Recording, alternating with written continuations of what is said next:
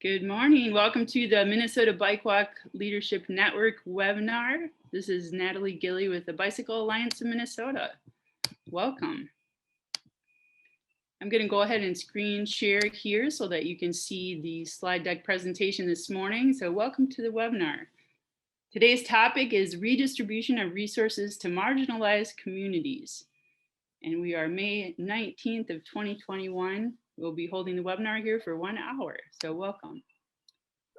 We'd like to hear who you are and where you're joining us from today. So if you could type your name and your location in the chat box. We usually have a question or a couple of questions to think about as far as introducing yourself as well. The question today is, have you rode bike in the Three Rivers Park District? And if so, where was your favorite place to ride? So feel free to go ahead and put that in the chat box. And our speakers will be able to then see who they have on the call today, and we can see where you're joining us from as well. So the purpose statement of our Minnesota Bike Walk Leadership Network is to connect local bike walk leaders to share stories and ideas about how they're lifting up the walking and biking culture in their communities. We have a land acknowledgement statement, which I'll go ahead and read here. There is a link on the bottom here if you do want to click on the link, and Ted will share that in the chat box here as well, if you'd like to see what Indigenous land you are currently occupying. We want to acknowledge that we occupy the ancestral land of the several Indigenous groups, including the Dakota, Ojibwe, Ho-Chunk, Cheyenne, Oto, Iowa, Meskwaki people. We honor with gratitude the land itself and the people who have stewarded it throughout the generations. We affirm the Bicycle Alliance of Minnesota's commitment to a partnership with Native nations and urban Indian communities. Despite centuries of colonial violence, this is still and always will be Indigenous land. Indigenous peoples are still here, demonstrating innumerable talents and gifts in the midst of continued oppression. They must be celebrated and uplifted.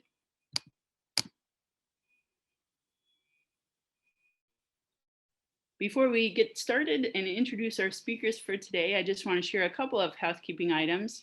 We do have upcoming webinars monthly on the third Wednesday of the month. Our next one will be Wednesday, June 16th, 11:30 to 12:30. And the draft topic for our webinar in June is encouragement. So we'll welcome Luke Ewald from Jackson to the call in June. Wednesday, July 21st and Wednesday, August 18th are the other webinars coming up in the next couple of months here. If you're joining today as a guest and you are not currently a member of our Minnesota Bike Walk Leadership Network, feel free to send an email to me and I'll get you added to that group here. It's natalie@bikemn.org, and feel free to reach out if you'd just like some more information. I'm happy to talk with you about that and get you added to this group. So the first speaker we have today, I'll go ahead and introduce. We're excited to welcome Kaja Vang. Kaja Vang is a queer and non-binary Hmong American who grew up in Brooklyn Park and Brooklyn Center for most of their life. Additionally, they enjoy watching birds, telling people random environmental facts and geological puns, or just puns in general. Lastly, they are passionate about addressing inequities that Black, Indigenous, and people of color face, specifically queer and trans, BIPOC, and being a part of the movement in investing in youth. Kaja coordinates the Teen Council, Teen Engagement Initiatives, and the bike fleet here at Three Rivers. They also partner with local bike organizations and groups to gain more equitable access to bike trails and bike-related skills. Welcome to the webinar, Kaja. Awesome, thank you for having me. Like Natalie said, my name is Kaja. I'm a queer and non-binary Hmong American. A little bit of fun facts about me. I'm a through and through Capricorn for the most part. And I love listening to ghost encounters and murder podcasts. And I hate bugs. Right now my home is it's holding a family of gnats for the most part, just because I have a lot of plants at home. So hopefully after today, that they'll be gone, because I'm planning to go to Target to get the gnat chemical stuff to remove them. And then also, like Natalie said, I'm in charge of like the teen council and teen engagement throughout our park district, as well as like coordinating our bike fleet and our bike initiatives. If you want to click to the next slide. Awesome. So if y'all want to take a look at these pictures, we recently just got funding to purchase new bikes. So our previous bike fleet were bikes that were adjustable, I would say, and had like smaller wheels, more focused around youth in grades like K through 6. And so recently we purchased a new bike fleet from the Hub, which is located in Minneapolis, for more adult-sized bikes. A lot of our programming this summer is centered around teens and adults who are new or have like no experience riding bikes. And right now we have, I believe, like 14 adult-sized bikes, but previously we had about 25 adjustable kid-sized bikes. And that is our 18-foot long trailer. And I was a person who only liked driving small cars. So this is my first experience at the park district, driving a huge van and also learning how to trailer. If you want to click next. And so a little bit about our 2021 bike initiatives here at Three Rivers Park. I've only been here a little over a year now, and a lot of my work consists of equity work and how to get people who are like historically marginalized out on our trails and visiting our parks. And so this year, our goals were to increase access and opportunity for inexperienced bike riders and trail users. Also to increase one's sense of safety while biking, and also like increasing awareness of what Three Rivers has to offer and how do we equitably use the trails for biking across the region, just because like we do have trails as a park district, but see that a lot of our trails intersect with like regional trails, and so we want to be super mindful and collaborative across all agencies, and have been working hand in hand with Met Council and figuring out like what is the feedback, what are the barriers that people are facing when they are riding our trails, and a little bit about like how we're going to be doing that, or how we've been doing that this summer is training our staff and seasonals on leading and supporting group rides, as well as training them on bike trail usage and safety, as well as like basic bike repairs of like if you had a flat during a bike program, how do you teach your participants to quickly fix a flat, so that they also gain skills and knowledge on in case you're ever like biking alone, how do you solve these problems if you don't have like other people around you. And so far for our 2021 rollout, we partnered up with Bici Xicas on facilitating group rides, and then also partner up with the Met Council around like bike safety classes, and really training our staff in how to create like programming for Learn to Rides. And also in conjunction with like Bici Xicas, it hasn't happened yet, but this summer we're planning to host bike repair workshops that are really like youth focused or focused on folks who don't necessarily have the knowledge to do basically mechanical or like bike repairs. And then in addition to that, we are creating information videos, as well as a curriculum just with supporting materials in various languages, so that we're not only just reaching people who speak English as their first language, but rather we're touching upon different communities who might not speak English as their first language, to remove some of that barrier when it comes down to like biking and knowledge around trail usage and taking care of your bike.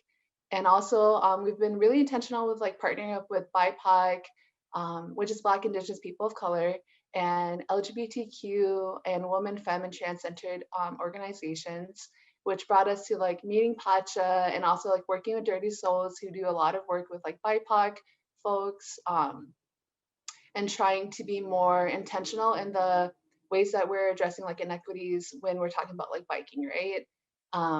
And hopefully during the fall and winter, we have plans to host multiple listening sessions with community partners and park agencies and different like bike organizations, just because we know that this work can't happen unless we have all folks in all realms doing equity work when we're talking about the bike industry.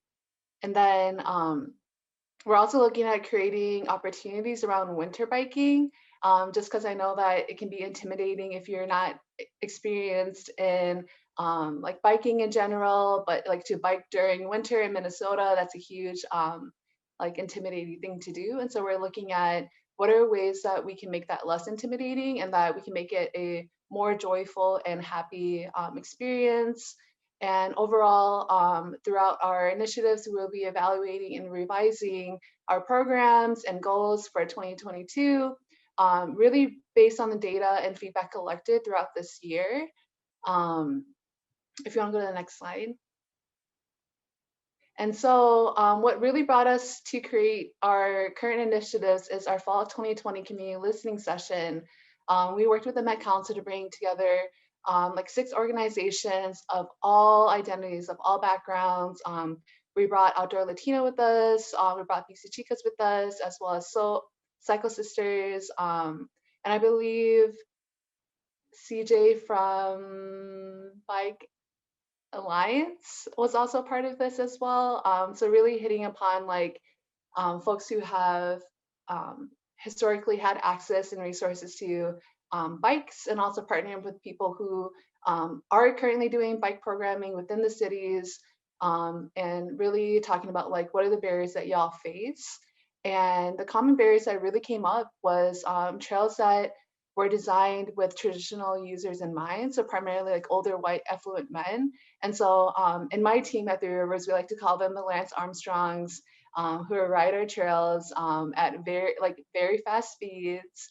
And that really hit home with a lot of people where like they don't feel safe while on the trails, just because like typically they wouldn't say, hey, we're passing your left, or like ring a bell to let you know that they're passing you, or like they would break groups apart. And so really focusing on like how do you make people who aren't typically on our trails feel safer. And second, parks and trail staff not reflecting the communities they serve. What we saw was like a lot of staff who were on trails, or a lot of the park goers on trails really were white affluent families, which didn't really reflect like the community who wanted to be able to like access parks, access trails, and feel safe around that. And then third of all, there was a lack of opportunities for BIPOC, LGBTQ, and women-centered spaces and programming. And so really for this year, in the summer, I focused around how do we create more opportunities to partner up and work with organizations that were centering BIPOC, queer and trans and woman-centered spaces, and how do we empower each other to actually take up spaces on trail, and how do we educate one another without feeling the impact of like being in a super white space. And last of all, perceived and real public safety risks. And so a lot of the conversations that occurred during our fall 2020 listening session was folks not feeling safe. And we know that feeling safe is very based upon an individual and like what makes them feel safe. And so for me, I'm really working on listening to community and hosting sessions on hearing solutions that help them feel safer while on trails. And for folks who have access to their phone, there's a little cute QR code at the bottom of the screen that will link you to a blog post that I wrote around equitable like bike and trail usage, if you're interested in learning more and like reading more about the work that Three Rivers is currently doing and have been doing within our park district. Cool. And then overall, like all of our initiatives are rooted in investing and working with organizations, like I said, and community members who might not belong to a collective or an organization, to co-create solutions, to remove barriers, to create a safer and equitable space and access to regional trails that are inclusive of all levels of cycling. Because we see that there is a very big difference in new cyclists and like super experienced people riding our trails. And we want to bring folks who aren't typically riding our trails to feel more comfortable and more knowledgeable in the skills that they have, to really explore our parks and really explore the trails that we have to offer across the state of Minnesota. And the way that we measure our outcomes is through like participant self-assessments of safety and belonging, returning participation, seeing if they come back for like a second group ride, and ownership of skills and trail knowledge. Like, do they feel comfortable teaching other people after being taught how to fix a flat tire, or do they feel comfortable about like the ABC check when you're riding a bike? And how do they feel do they feel comfortable in leading others or leading their family and friends on a bike ride without having a staff there?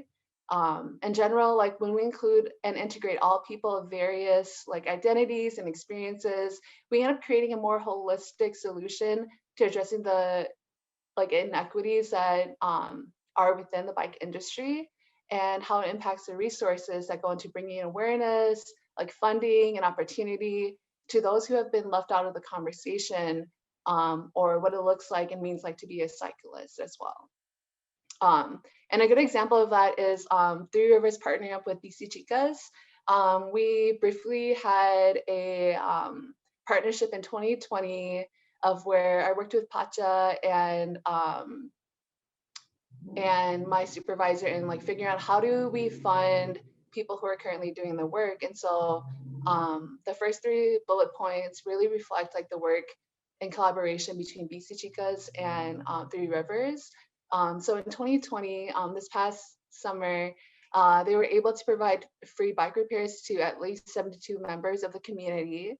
And 18 of them registered virtually for pickup and drop off services, just because that we wanted to be very COVID safe and create not more barriers, but more access and opportunities for folks to like repair their bikes if they need to.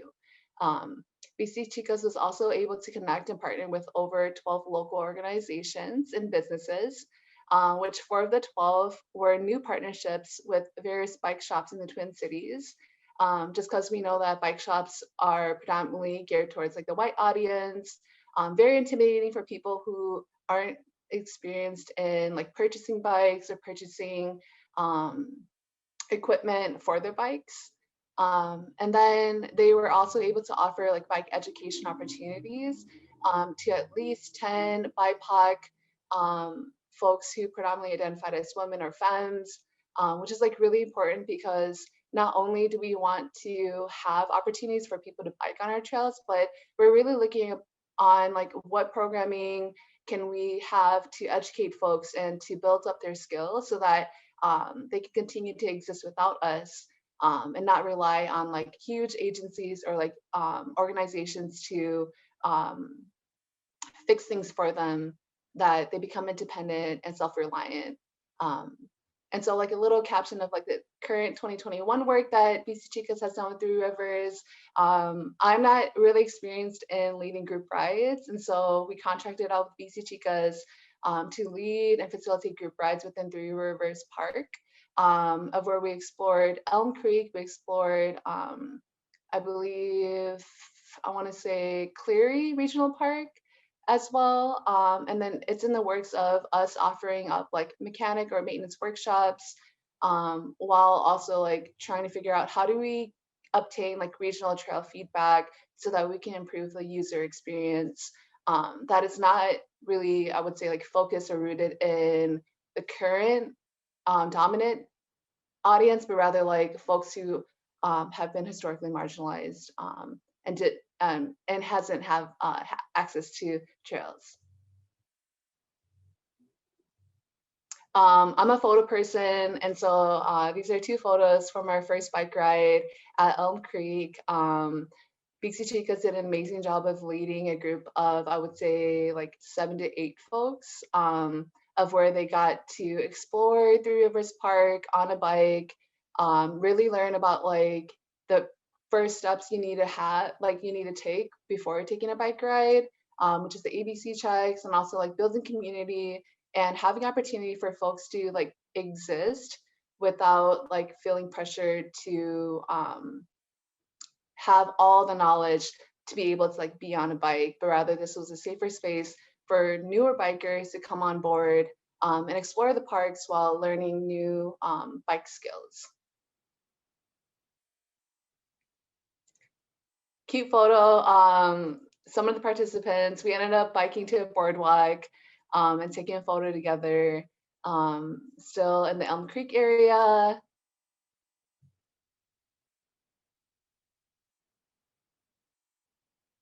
Cool. And then before I go into like a little data like mining that we did, in general, a lot of the initiatives and work that we do is in conjunction with community and local organizations that have been doing the work. And so it's not like Three Rivers is out here creating new things, but rather like we're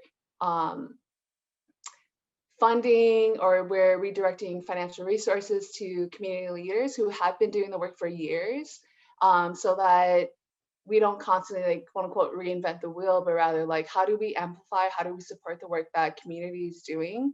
And so for 30 days of biking this past April, we did a goose chase scavenger hunt with in conjunction with the Met Council, and really mined some data around, hey, how do you feel safe on trails? What are some barriers that you're facing? This is really an open, I would say like game / survey for all people and all audiences. And so if you want to click to the next slide. And so our 30 days of biking challenge on Goose Chase, it started on April 1st and ended on the 30th.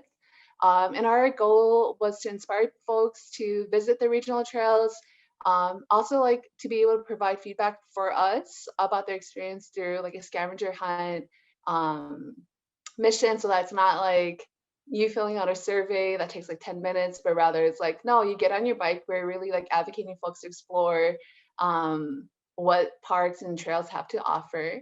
And then we encourage participants to reach at least 40,000 points to be entered into a drawing to win prizes.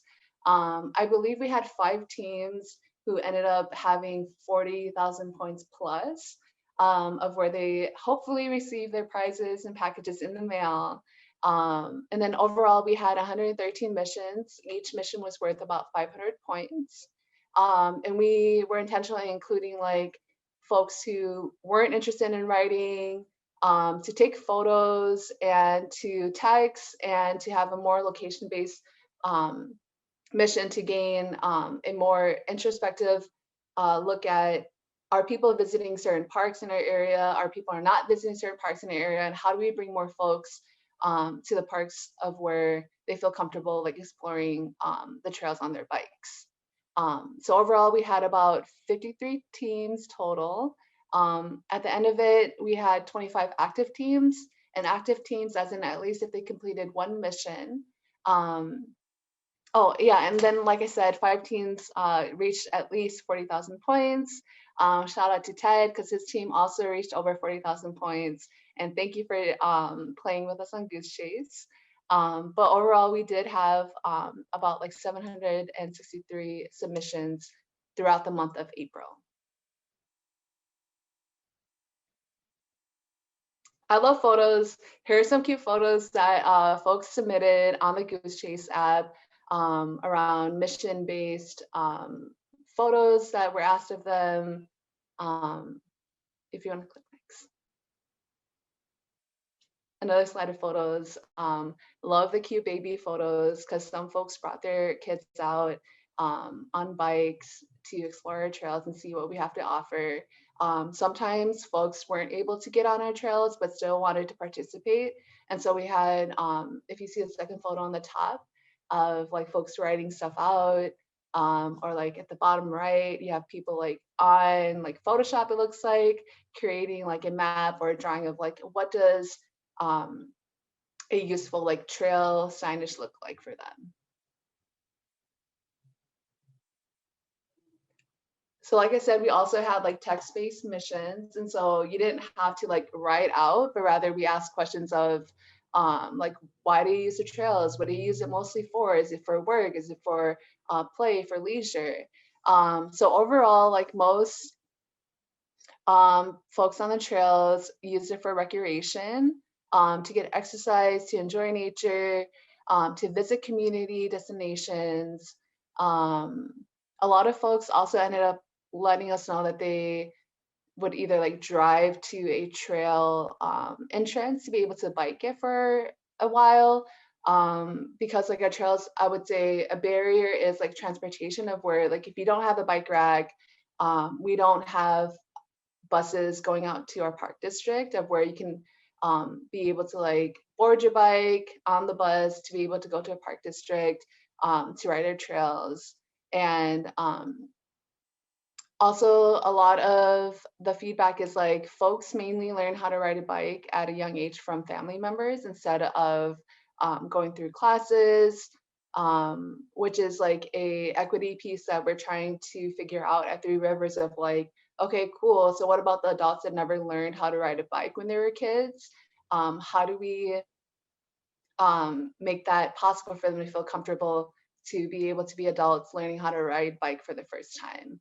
And then just some participant feedback concerns that overlapped with our 2020 listening session. So safety is a huge thing, crossings, trail conflict between users. And then for folks who are on the webinar, watching the recording, y'all can pause and read the other suggestions as well. If you want to click next. Cool. Sorry. So I'm trying to be like on time as well. So overall lessons learned. Most participants on the Goose Chase app seem to be familiar with biking in the park district.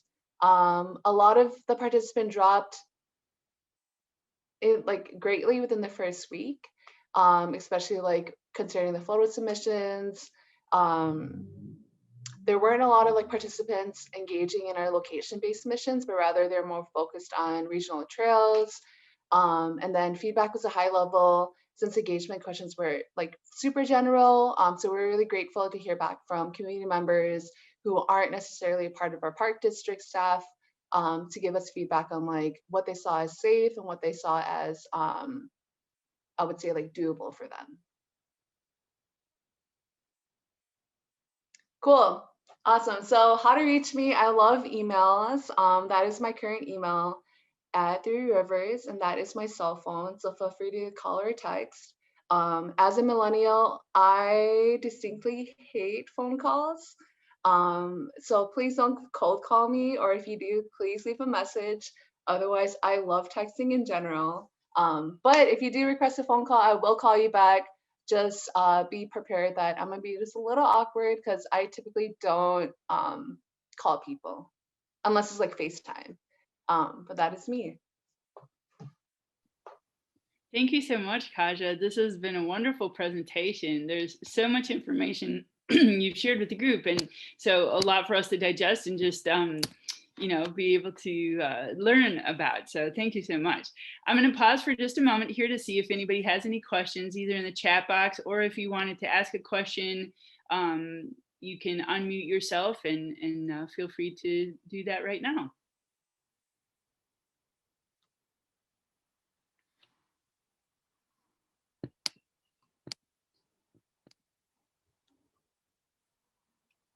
So we do have one question that came through here for you, Kaja.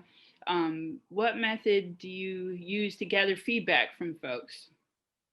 Yeah, so initially what we did was we had community listening sessions. And so similar to like the fall 2020 listening session that we had, it's really about like, since I'm the head of all the bike initiatives within my department, really getting to know who is currently a leader within community and having one-on-one sessions with them, and really get to know like who they are and like what they're about and the work that they're doing. A lot of the work that I do is community engagement, right? And so it's like outside of listening sessions, outside of one-on-ones, it's really about how do we outreach to marginalized communities so that we can hear their feedback and building, I would say, like relationships that are based off of like trust and vulnerability, so that they feel comfortable being able to name their concerns or name the barriers that they have been facing. Also, additionally, I'm working on creating like surveys to have folks fill out after bike group rides or bike initiatives that we have. I'm not a huge survey person. I love talking to people in general. And so I'm trying to do better on like actually gathering information on paper or through forms, which is super helpful outside of like using Goose Chase to gather information. Okay, wonderful. And we have one other question I'm going to take here, and then we'll move to our second speaker here, and we'll have a little Q&A at the end as well. But Matthew Lynch from Rochester is asking, do you have any programming plans or recruitment materials that fellow organizations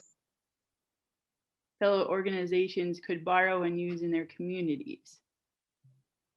So I still hear you, Kaja. Do you still hear me? Okay. Okay, I can hear you, but folks were froze for a second. Okay. But I did hear the question. Wonderful. Recruitment, I would say like programming plans right now. We have a community newsletter going out within our partnerships and our organizations that we work with within our department that offer not only like bike opportunities, but rather like in general outdoor activities for folks who identify within our target audience. And our target audience is BIPOC folks, women, trans, femme folks, queer trans folks, households who have less than 50K for an annual income. And so definitely if you feel that you're interested in receiving that newsletter to share amongst your community members, let me know. Or send me an email and I can put you on our emailing list.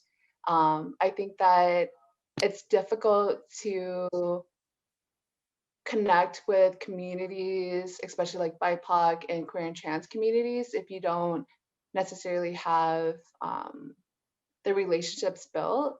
So I would say like in general, at Three Rivers, we're trying really hard on recruiting folks who are quote unquote non-traditional park goers to come out and experience what the park has to offer. And I would say like deepening relationships with folks who have like multiple marginalized identities. I think that it should come from a lens of like cultural humility, as well as like trusting the leaders within that community to do the work that they're doing, and not necessarily like holding them to unconsenting like requirements or expectations without conversation. Yeah, and then I saw that Dorian asked me a question, are you a winter biker? I'm not a winter biker.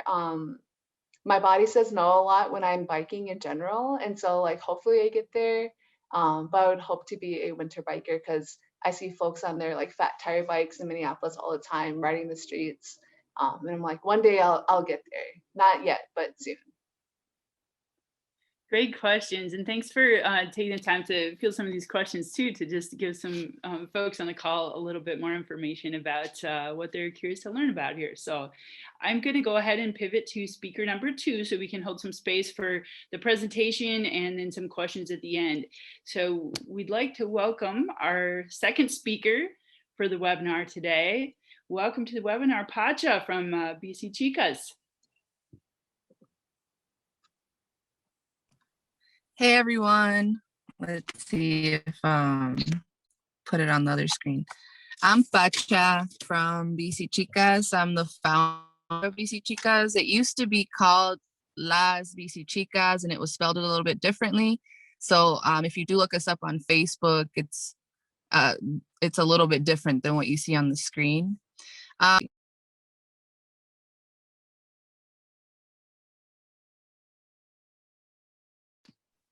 We lost audio, Pacha. Oh, I'm so sorry. Okay, here we go. So I just wanted to explain a little bit about, I just wanted to explain a little bit about the name Bici Xicas and where it comes from. So bici in Spanish means bike. The word would be bicicleta for bicycle. So just like how we say bike for short, bici is the word. And then chicas is from I'm Chicana, or, you know, Mexican American, and Chicanos have a specific historical, like, you know, we have a specific history here in the US about Mexico and the US and the border. So I'm just trying to honor our roots. Mexica is the word for where the word Aztecs come from. So Mexica is the tribe, you know, where the word Mexico comes from. It should be Mexico. So that's kind of, you know, honoring our roots, but you don't have to be Chicana to join. You don't have to be Chicanx to be part of the collective or the rides or anything. We don't police identities either. So a lot of times when we talk about centering folks, we're just trying to say that space is supposed to be safe for a certain demographic, but that doesn't mean you can't join. So yeah, the bike rides are for everyone unless otherwise specified. And here on the screen, we kind of are saying Bici Xicas is a bike collective that centers Black, Brown, Native, women, femmes, non-binary people. That includes trans people. A lot of times I don't write trans folks because I assume that if you're a woman, if you're a trans woman, you're a woman, you know, if that's how you identify. So yeah, we offer bike education and mechanic opportunities. We believe sharing knowledge and skills help build more confidence on a bike. So that's the gist of our program. We try to make space for people from all levels. You know, if you're just a beginner, if you don't know how to ride, we want to be able to help you get to the point where you want to get to. If you want to ride on the road or just trails, we want to give you those resources. So we're constantly asking femme presenting people, hey, what can we do to make you feel safer on the road? What can we do to support you? You know, if you're interested in biking. One of the reasons that we started is because we're based in Minneapolis, like South Side mostly. And we're trying to expand that to like North Side and St. Paul. But, you know, in South Side, there's not a lot of resources, even though we claim to be bike city or, you know, one of the best places to bike in the country. We don't have a center that I can like direct people to, oh, you can go here to get, you know, resources about how to ride or the rules of the road or maps. You know, I mean, there are places that you can get maps for trails and things like that, but there's not like a center for bike education. And when you do go to these bike shops, unless they're a nonprofit or kind of like a community bike shop, they're not going to have those resources in there either. They're mostly just retail. The nonprofit world is complicated too. They have their issues too, but a lot of them have closed down, like Venture North, Cycles for Change has closed. Full Cycle is a little bit less accessible because of the pandemic. And then Sunrise used to be a bike shop that was really central in Southside that closed down a while ago. So yeah, we're more limited now because of the pandemic. Things have changed. And so we wanted to start our own collective, our own space that kind of functions like a bike shop, but actually we do a lot of pop-up events. So we'll go to your neighborhood, you know, we go to the parks, we go to the community areas, and we just set up our tools, our bike stands. We do free bike repairs, or we'll tell people to meet us at a certain location and we'll start our bike rides there. So yeah, we don't have a bike shop per se. We do have a garage that we work out of, but we mostly show up in different parks and neighborhoods. And then if you could go to the next slide. Okay, and then some of the things that we work on addressing or that we care a lot about are safety for femme presenting folks. The reason for that, and I'll get into that in a little bit here, is because a lot of times femme presenting people have a lot of street harassment or face more barriers on bikes in the city. Autonomy as a cyclist, I know Kaja mentioned that too, like to get people to the point where we don't need these big entities to get started on biking or to fix our bikes, to we don't need permission from anyone, or knowing how to fix our own bikes so that we don't have to rely on someone else to fix them. Skill sharing, obviously you want to teach each other how to do these things, how to do more bike mechanics, how to be more experienced on the road, and redistribution of bike resources towards marginalized communities. So that's the main thing that we're trying to do too, is get people on a bike, fix donated bikes and then just donate them to someone that needs them. A lot of times I see that there's a lot of money flowing around. Like the bike industry is wealthy, especially right now. They don't even have enough bikes for people. You know, they're running out of things like QBP, and these bike manufacturers don't even have enough because the demand is so high. And I know that there's always been money in bike industry and culture, but we don't see a lot of that. We see the crumbs of it, you know. I recently did an event that was for Emerson Elementary, and I think it was free bikes for kids. We're giving away bikes. But I mean, even those bikes were like less than like the quality of how they were given, you know, away. I would have tried to get a little bit better bikes for those kids. You know, they were used, the tune-ups weren't fully finished, you know, and so I was like, yeah, this is a good example of, you know, they're trying to do something good and they are helping kids get bikes. You know, the kids might not know, but I can see the difference between what we get, you know, as people of color and low income people versus like people with a little bit more money. So yeah, if you could go to the next slide.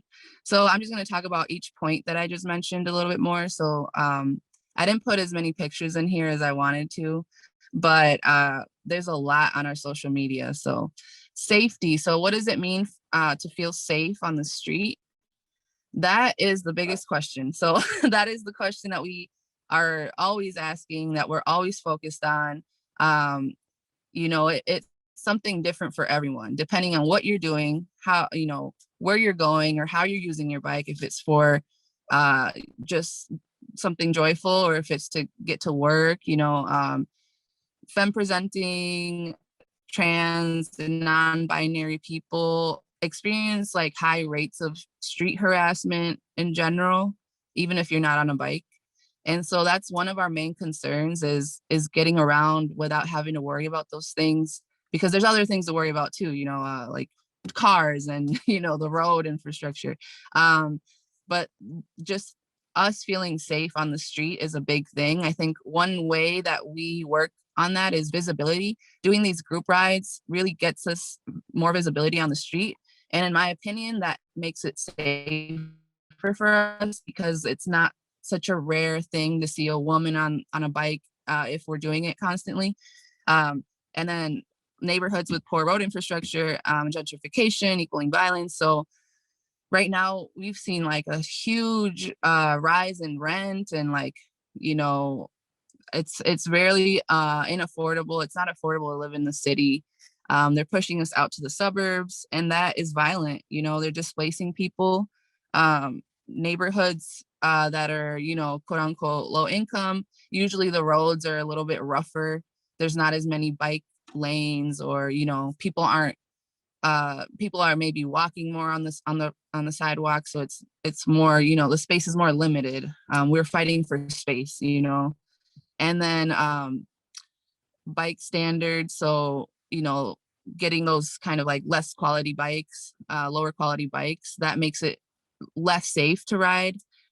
So we're always talking about, you know, if we're going to give bikes away, we want them to be good quality, easy to ride bikes, because we want you to be safe. We want you to enjoy your bike ride. So we don't want to give you junk because you're not going to have fun. You're not going to want to bike again, and it's not going to be safe. Resources to feel safe. So yeah, that's kind of something that I was trying to alleviate, since I can't direct people to bike school or, you know, the bike resource center. We have to make our own resources kind of like a one and all. So I don't have to tell people go here and then go there for that and then go to this, you know. Usually there's like 3 different places that you go to get all the things that you need. But we would like for there to be one central place for that.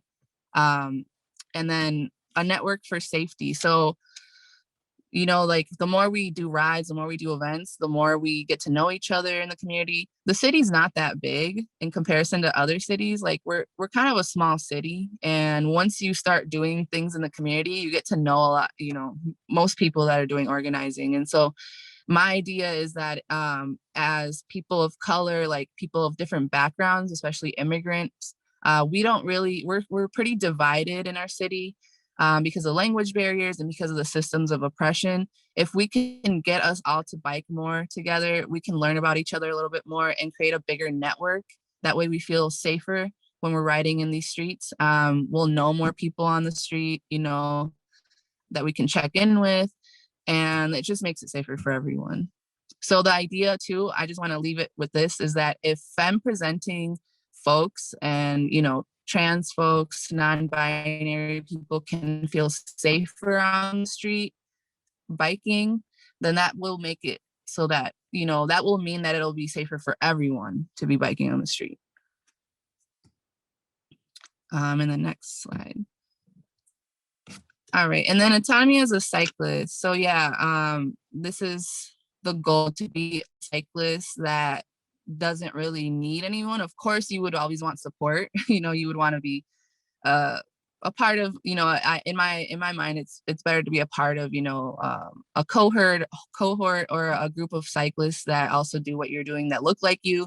It feels good to know other cyclists that look like you, that are doing similar things. And so we want you to have as many tools in your tool belt so that you don't have to rely on other people.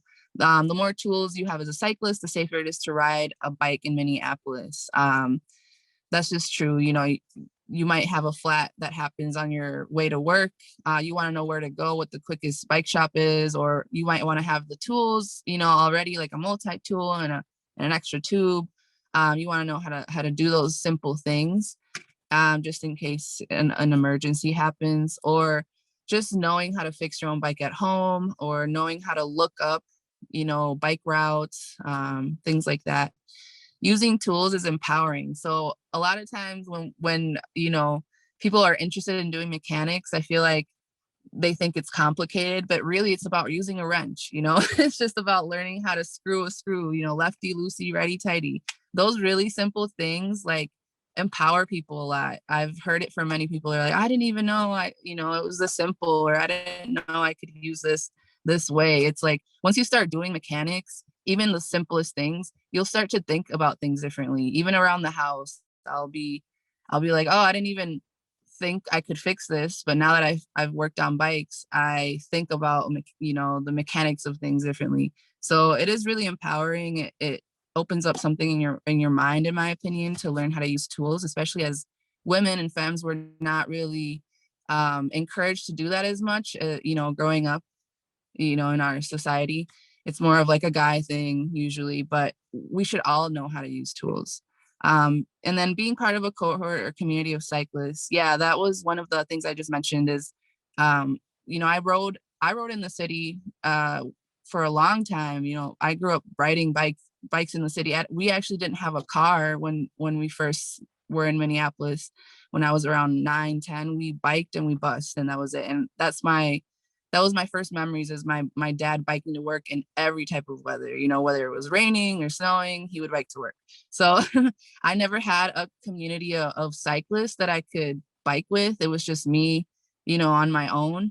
And I didn't see a lot of people that looked on me on the trails. But once I did find a group of like brown folks that would get together and bike, it was just so empowering. It made me want to bike more. It made me feel safer. So I always try to cultivate that, you know. If we could become a collective that empowers certain communities to do their own thing, that would be great too. Because, for example, me, I cannot, you know, say 100% that I can create a safe space for Black people. You know, I would like to empower, you know, a community of Black cyclists to do their own, you know, events too, or have their own cohort, so that I'm not, you know, stepping out of line. You know, I can only speak for like the community that I'm part of. And so that's the goal too, is to empower folks to do their own activities, events, you know. And then safe spaces are everything right now. So especially with what's happening in the city, I know a lot of folks aren't from don't live in the cities, but you've heard what's happening with the murder of George Floyd, the trial, you know, the murder of Don. It's affected everyone in really intimate ways. And so it's just been like a crazy war zone in Minneapolis. And when we're talking about biking right now, the biggest concern is the police, or the militarized, you know, presence that we have. It's everywhere. So I mean, right now it's calmed down a little bit, but that's one of the things that we talk about too in terms of safety is how to deal with police, how to deal with situations where you need to know your rights, or you need to know who to call if you get arrested, you know, things like that. We want to make sure that you have the tools so that if you do get stopped or if you do go to the park at night, that you know what to do, what your rights are. So that's one thing that we're working on right now. All right, and then let me move this here. So skill sharing, we try to make spaces where we, like I said, we invite anyone. You could be a kid, you know, and show up, be like, hey, I want to learn how to do something. And it should be a safe space for anyone to come up to us and get help or maybe even work on bikes with us. Some people already know what they're doing, but if we invite people to come work with us, then we have more teachers, you know, to teach other folks. So we're constantly, you know, inviting volunteer mechanics or just anyone that wants to like get their hands on some bike work. So we share knowledge about safety on the street, tips to keep us safe. That's one big thing is when we get together, we share our experiences, and then it only helps us because, you know, I find out, oh, well, you can use your U-lock as a weapon, you know, or you can go to this spot in the city on the Greenway. There's a call station if you have an emergency or something, you know. Yeah, talking about how to keep us safe keeps us safe, you know. And then safe spaces for femme, trans, non-binary people of color to teach each other skills. That's a big thing. It is different when there are white people in the space. It just is, and I don't know why. Even if they're, you know, someone that understands what the goal is, that is there with good intentions. It's just something that's I think cultural or just systemic that we've lived with forever. So it does feel different when we don't have white folks in the space, and it's hard to find places to do that in, because a lot of times we're in like public areas like parks or community centers, and so anyone can come up. But if we do get to the point of having our own bike shop, our own community center, it's just going to be that much more empowering, because I can already see when we do go to, for example, like 38th in Chicago or Little Earth, it's just a different vibe. And I feel like people are more, people that are shy, that are usually not the type to be like, oh, I want to get involved, but want to get involved, are more able to voice, you know, their needs. There's a lot of people that just think that cycling isn't for them, or that this isn't, you know, that their questions are dumb, you know, and so it just is a judgment-free zone. And then empowerment through using mechanic tools and using bike as a tool. So yeah, that's kind of what I was mentioning. You know, but a bike is a tool. There are people in other parts of the world that use the mechanics of a bike to make like a blender, or to wash clothes, or to grind grains. You know, biking isn't just about like two wheels and going straight. You know, the mechanics of a bike is one of the best inventions in the world, you know. That's my opinion. It's one of like the smartest inventions. We're gonna have bikes after cars don't exist, you know, like if it comes to that one day, you know, biking is gonna be like what we need to, you know, to sustain ourselves. And that's my opinion, you know, for a greener world, for a more sustainable, healthy world. And then, oh, sorry, let me just, oops, where did it go? Can I go back to that other page? I was just gonna talk about the pictures really quick. So the picture on the top was that recent event at Emerson Elementary. The little kids got their bikes, and we were just like their final check where they came up. It was kind of like they had different stations. They had the helmet station, you know, they got a snack, and then they came to our station and they did their ABC cues. They checked their bike with us. And so a lot of kids got to like pump their own tires, pump air into their own tires, or tell us if their brakes felt good, you know. And it's just trying to, you know, teach them that they're the owners of their bikes. You know, they're in charge of making sure their bikes are safe, and that, you know, if there's any issues, that they ask someone for help, which is basic. But, you know, kids just grab the bike and get on, and like sometimes they're not ready. So they got to do that with us. And most of the people that came, the family spoke Spanish. And so we had flyers that were in English and Spanish for, for them to take home, the ABC cues and, helmet fitting tips. We do try to do, right now we're only capable of doing like bilingual in English and Spanish, but the goal is to have flyers and resources in different languages too, because we are surrounded by a lot of different cultures, and so there's a lot of Somali or Hmong or different languages that we should be focused on too. It shouldn't just be English, because then we're not reaching everyone. And then the bottom picture is just one of the bike repair events where we showed up to Powderhorn, did a quick demo or fixed anyone's issues, and then we went on a short bike ride. And let's see, and yeah, if you could go to the next slide. All right, and so redistributing of bike resources and communities to communities of color. What does equity mean? So when we talk about redistribution, I believe that we've been robbed. I believe that it's not about, we just have to get there. No, we are taxpayers. We are Minneapolis. We are the reason, that things exist. So I just feel like if we don't have access to good quality bikes, and we're not at the table making decisions when they talk about city planning, when they talk about, bike infrastructure, then you're basically robbing us of our resources. You're basically using resources that we've put in and not letting us decide where they go. And so, the goal with Bici Xicas is to bring awareness to this. I want to see more femmes of color on good bikes so that people see that we deserve good things. I don't want, when I ask for donations, I say no to people when they're donating things that don't look up to par. And I just want to change that culture of like, oh, well, if you're homeless or low income, then you probably, if you have a nice bike, you probably stole it or something. That's what makes it dangerous for us. Police stop people when, they think that bike that you're on doesn't look like you could afford it. And that's not okay, because the culture is so divided. The cis white men with beards going really fast in Speedos versus like the person on a bike with a trailer attached to it with all their things in it, who's maybe homeless or low income.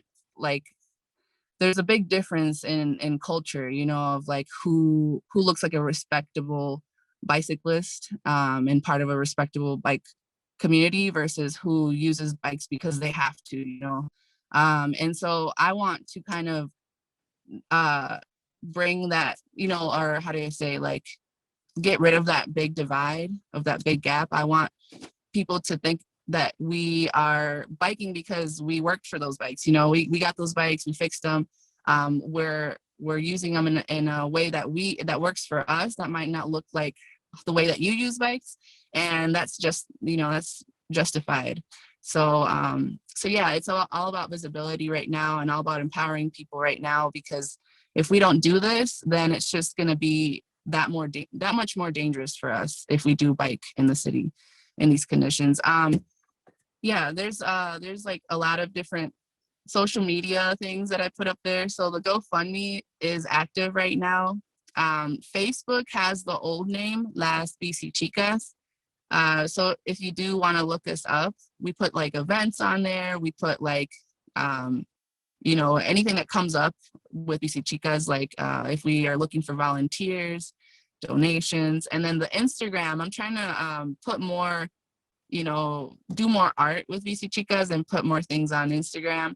So right now we're actually working on funding art projects. We want to make t-shirts, we want to make flyers in different languages. We want to make more art that we can sell, just because I think that biking, to tell your story about who you are and to kind of promote this, we need art. You know, art is the way that we tell our stories and we keep our stories alive.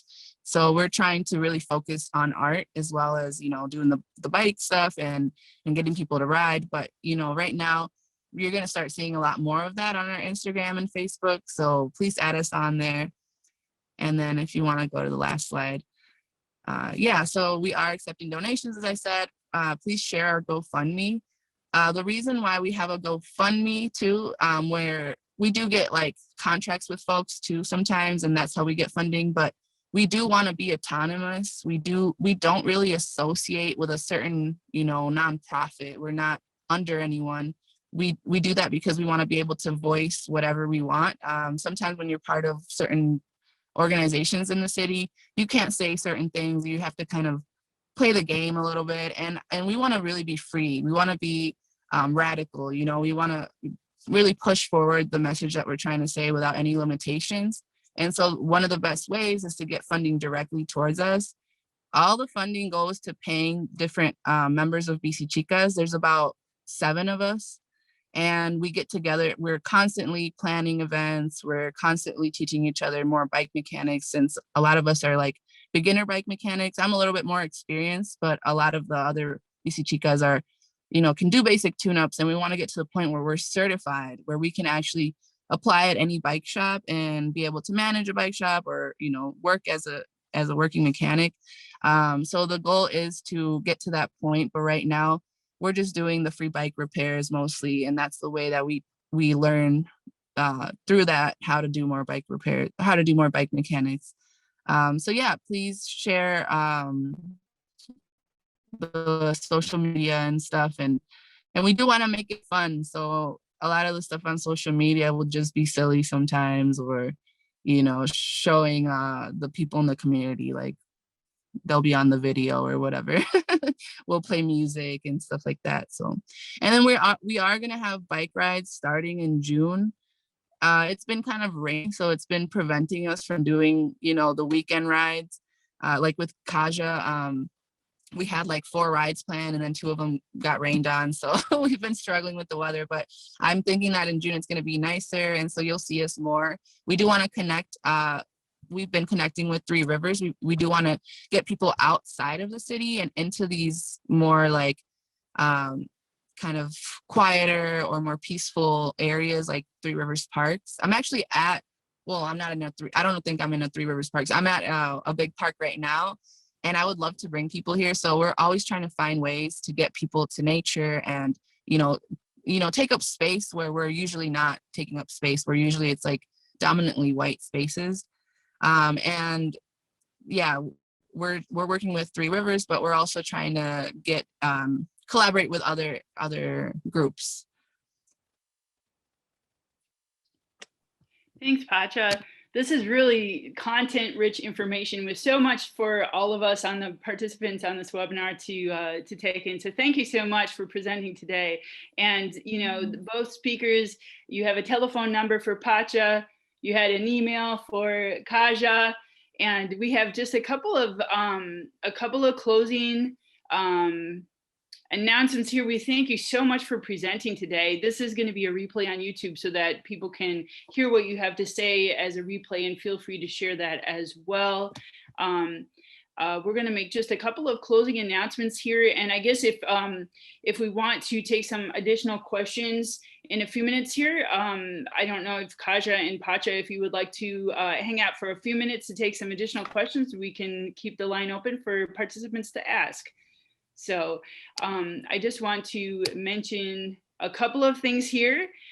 We do have bikeable community workshops happening remotely in progress right now. I know Fergus Falls and Fridley happened recently, and some other ones in Grand Marais, Jackson, and Mahtomedi coming up. Walk, Bike, Fun. It's not too late to join the 3-part series for training. So reach out to Michelle if you'd like to be part of that. And then I will hand it over to Dorian for just a couple of brief announcements, and then we'll take some additional questions. Well, as it says there on the screen, St. Louis Park, Grand Marais, and New Ulm all reapplied to be bike-friendly communities. And the big news there is that St. Louis Park was upgraded from bronze to silver. So congratulations to them. Grand Marais was renewed at the silver level, and that really recognizes that they've been doing great work in Grand Marais for a long time. And New Ulm renewed at the bronze level. So congratulations. I think I saw Cindy on the participant list from New Ulm. Great stuff going on in New Ulm. And Natalie, did you do a legislative slide? Well, there's me with my new or our new e-bike. My wife and I now fight about who gets to go to the grocery store. And I wanted to give you a quick legislative update, and it's really quick because they didn't do anything that we asked them to. We asked them to pass a bonding bill that included safe routes to school. They didn't pass a bonding bill that included anything, much less safe routes to school. And the transportation bill has not passed. And many of you may have heard that they're going to, they adjourned on Monday, and they will have a special session in June. So unfortunately, that means I have to keep working for another month to make sure that the bike walk policy stuff that we've been proposing is included, and perhaps even a little funding stuff. So that's all I have today, Natalie. Thanks, Dorian. And I am going to stop screen sharing, so all of you will be in full screen mode here. If you'd like to participate in Q&A, I apologize, that's maybe a little intimidating, but that helps us to really see each other on the screen. If we would like to go on video, of course, it's not required. But this has been an excellent webinar, and there was some chat that happened during Pacha during your presentation because people were really excited. You mentioned 30 days of biking. And one of the participants reached out to Patrick Stevenson like live during this webinar, and he responded and wanted to share his thanks for doing the 30 days of biking. So I wanted to pass that along to the speakers here for both Pacha and Kaja for being part of that 30 days of biking. So thanks for the mention, and that's also a special thanks extended from Patrick Stevenson. So I'll pause now and just take any questions that people have from the audience. Actually, the speakers can take the questions. I'm just kind of making sure that happens if you guys do have questions. So if you'd like to unmute and ask a question, or if you would like to type your question into the chat box, you're welcome to do so. I know we're at time or overtime already. This is an excellent topic. I wanted to make sure we're holding space for any additional Q&A if you guys would like to have some more dialogue.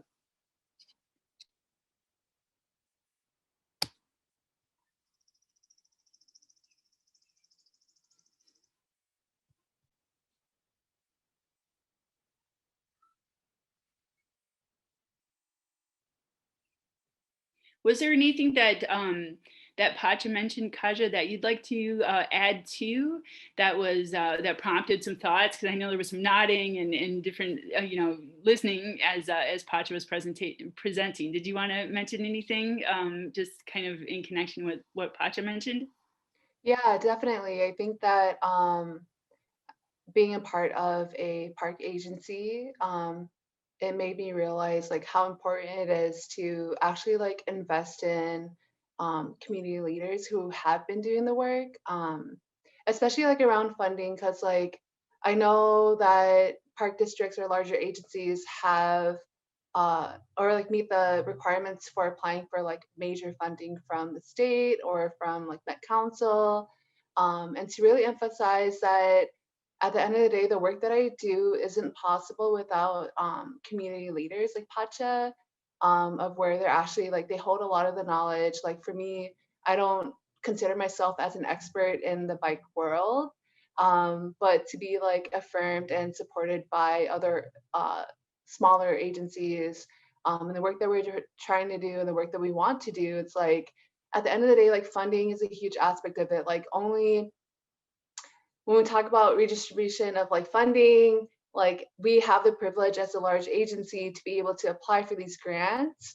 And also like I recognize and want to acknowledge that these grants have requirements or expectations that are very, I would say like white centered, of like, a lot of folks want to do more equitable programming and work within the state of Minnesota, but like, what does that actually look like? Because for me, I think that my own experiences of like receiving funding before I worked at Three Rivers is like, they have very unrealistic expectations of where like I not only exist as a human being, but also like know that I show up at work and am constantly asked questions about diversity, equity, inclusion work, of where like that's not my role. Like my role here at the park agency is around bikes and teen initiatives. And I still have to like talk about equity. I still have to talk about diversity and inclusion. And at the end of the day, I'm like, we need to be able as large agencies to trust the work that our community leaders are doing, and believe in the fact that they are able to meet these goals that we collaborate on, without holding them to unrealistic expectations. Because now with Pacha, I am learning, not with just Pacha, but like in general, I'm learning how to be more flexible, learning more about the needs of my community as a park staff, so that I don't hold them to these unrealistic like standards that aren't meant for everyone. And it's just, I don't know, for me hearing Pacha talk, it really shook my heart, because I'm like, I love Pacha a lot, and also the work that Bici Xicas is doing. And so at the end of the day, I'm like, the least we can do as a huge agency is to fund these programs, these initiatives in collaboration with people who have been doing the work. Like, it's not as if like BIPOC folks or queer trans folks haven't been on bikes, but rather like we haven't been able to be granted the privilege to choose biking as a recreational activity, but rather like we're forced to bike as a main form of transportation without no other opportunities, without no other options, because like housing is unaffordable, getting a car is unaffordable. Like we talk about being sustainable and being green and being more in tune with like taking care of our environment, without actually talking about the aspects of like, okay, so we can bike, yes, for fun, or we choose to bike to work, but rather like, who are the people that are missing at the table at the end of the day? Like, some folks don't choose to bike because they love it, but rather they have to bike because they don't have access to transportation. And I talk a lot about like Three Rivers, and I talk to my supervisor a lot and to leadership around like the fact that we don't have bus stops that come to our parks is a huge barrier, because at the end of the day, like our parks are located at least a half an hour drive from like Minneapolis. I'm like, how do you expect like Black and brown people who have been disenfranchised historically for centuries now to show up to our park district and not be not feel welcome and not feel safe, because like everyone around them are white folks who chose or have the ability and privilege to choose to go on these trails and walk and bike for fun, for recreational stuff. And at the end of the day, I'm like, we also deserve that. As a child of an immigrant, like my parents, I grew up around Coon Rapids Dam and not recognizing that that was a part of Three Rivers until I started working there. I'm like, wow, at the end of the day, like we walked the trails because we didn't have bikes. And all the bikes in my life were hand-me-downs from my older cousins, which didn't fit me properly, which weren't working properly. And I'm like, at the end of the day, like Pacha said, we don't just want these hand-me-down bikes to fix up improperly, but rather like we deserve nice bikes that will sustain the stuff that we want to do without facing the consequences of like having a quote unquote $900 bike while biking on the streets and being pulled over, like being stopped by like police, or being stopped by community members who tell us that we don't deserve to be biking on the street, or we don't deserve to be biking on these bikes. Like my friend, she recently, she's a person of color, and she was biking on the streets of Minneapolis, and a car really like honked at her super loud, and she was not in the way. And she's like, I literally am hearing like ringing noises in my ear because like the car honking itself is so loud to bikers. And for the fact that I make myself small enough on the roads so that I don't get physically harmed, and I still face like these repercussions of like being a femme person on a bike, like that doesn't make sense. Like all the white men that I know in my life who are really good friends to me, who are like huge bike advocates, feel safe biking home alone at night. They feel safe biking without thinking, oh, in case somebody stops me, or what do I need to carry with me so that I feel safe in case like someone decides to kick me off my bike, or someone decides to open their car door just to harass me. Like, my partner is a huge advocate, loves biking more than I do. And they recently also had an incident of like biking on the street, and somebody in their car decided to open the door to hit them because they wanted to. And I'm like, majority of the traditional like cyclists out there on the trails or on the streets are cishet white men who have the privilege to feel safe and to feel confident in addressing these conflicts and issues without worrying about their safety. And so for me, I'm like, bikes and equity go hand in hand, just because at the end of the day, I'm like, what are we really funding as huge agencies or as huge organizations? And what is the work that we actually really want to do?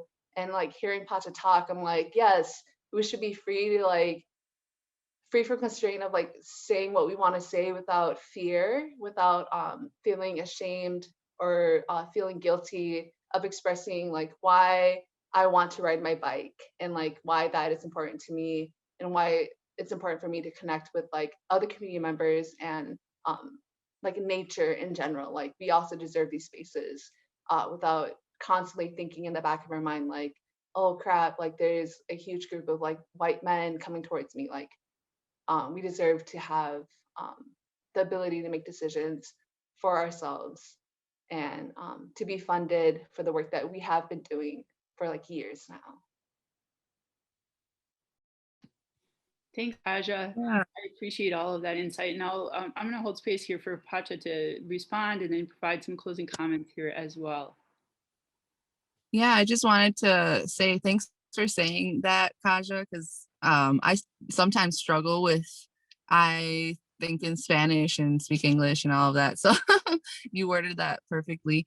So I was going to say, off of what you were saying, that a lot of times in working with organizations that have funding that are trying to empower what we're doing, it's difficult because we have to explain the situation first all the time. We have to reiterate these things all the time. Oh, well, it's not safe because of this.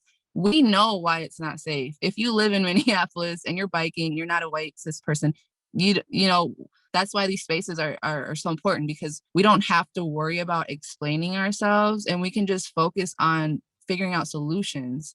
So we're tired of, you know, having to explain it and having to prove that it's real. No, we know it's real.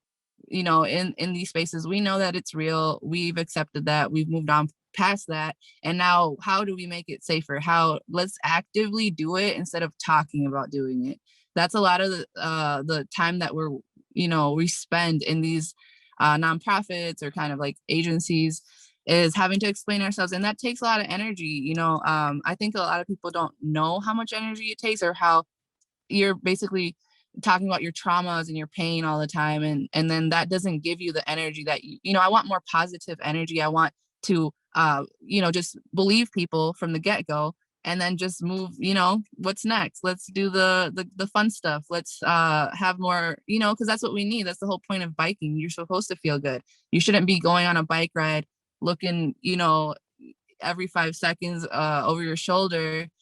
We want to make sure that when we take you on a ride, you don't have to worry about the cars. You don't have to worry about, oh, is there going to be a really fast cyclist that is going to hit us, and no, we're going to make sure that you don't have to worry about those things, so that you can just get on a bike, feel comfortable, and a lot of people, they forget, you bike when you're a kid maybe, and then you start driving and you forget the joys of biking. You forget how freeing it feels. I've heard so many people that are like, oh my God, I forgot how much I love this. I forgot how free I feel, and the wind's in my face, and and so it's a beautiful thing. But we just have to make sure that we are focused on, focus our energy on that, instead of having to explain ourselves so much and having to have people prove themselves so much. And that's why what Kaja is doing at Three Rivers is really radical to me, because she trusts us, I'm so sorry. They trust us. And they're not constantly like, oh, prove that you did the work. No, you know, if you come to, it's like more, I wish I could be like, hey, how about you come to our neighborhood and look for yourself? You know, how about you come to one of the rides? How about you come to the events and you see for yourself how we're attending to people, how many people we're reaching, what the impact was, instead of me having to write, you know, a whole essay about it and show you with pictures. One thing too is in these events, I don't like having to take people's pictures or information, because a lot of times, you know, you want to get their phone number or address or, you know, email. And a lot of people just don't, you know, like a lot of people that we're reaching are struggling with homelessness, are struggling with trust issues in the community, where they don't want to say their real name or they don't want to tell you where they live, or, you know, and that's okay.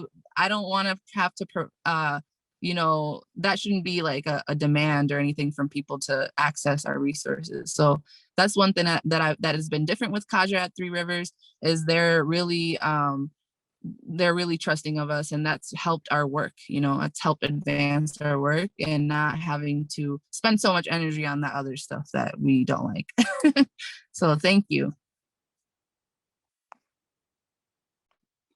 Thank you, Pacha, and thank you, Kaja. This has been wonderful today. Thank you so much for being speakers on this presentation and offering up so much content that has been such an educational experience for me, for sure. And we've had really good participation on the webinar today as well. And this will be something that will be shared with a link. It's been recorded today, so we'll share this with other folks who would like to listen in on the webinar who weren't able to attend live today. So we'll get the word out about that. So I think I will close the webinar for today. This has been so excellent. I did let it run long, so this is probably the longest webinar we've had for our Minnesota Bike Walk Leadership Network, but this has been excellent. I appreciate everyone attending today and those listening in, and thank you so much, Kaja and Pacha. Have a wonderful day, everyone.